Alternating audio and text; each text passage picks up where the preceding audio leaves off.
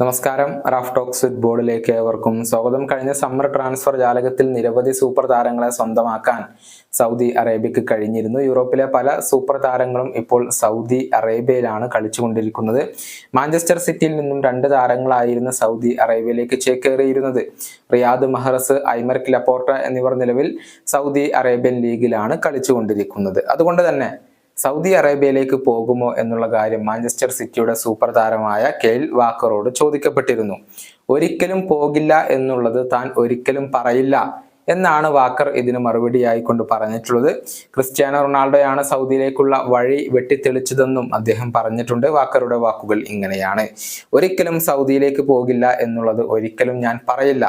അവർ നൽകുന്ന പണവും മറ്റുള്ള ഘടകങ്ങളുമാണ് ഇവിടെ നിന്ന് താരങ്ങൾ അങ്ങോട്ട് പോകാനുള്ള കാരണം. റൊണാൾഡോയാണ് അങ്ങോട്ടേക്കുള്ള വഴി തെളിയിച്ചത്.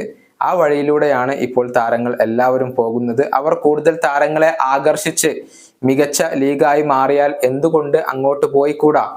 ഇന്ന് എന്നെ സംബന്ധിച്ചിടത്തോളം ലോകത്തെ ഏറ്റവും മികച്ച ലീഗ് അത് ഇംഗ്ലീഷ് പ്രീമിയർ ലീഗാണ്.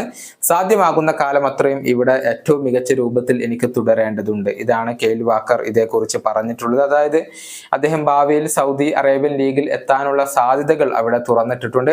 33 വയസ്സുള്ള താരത്തിന് മാഞ്ചസ്റ്റർ സിറ്റിയുമായി 2026 വരെ കോൺട്രാക്ട് അവശേഷിക്കുന്നുണ്ട്. കഴിഞ്ഞ സമ്മറിൽ അദ്ദേഹം ക്ലബ്ബ് വിട്ട് പുറത്തു പോകും എന്നുള്ള റൂമറുകൾ ഉണ്ടായിരുന്നു. പക്ഷേ കെയ്ൽ വാക്കർ മാഞ്ചസ്റ്റർ സിറ്റിയിൽ തന്നെ തുടരാൻ തീരുമാനിക്കുകയായിരുന്നു. ഈ വീഡിയോയുടെ അവസാനിപ്പിക്കുന്നു. കാണാം.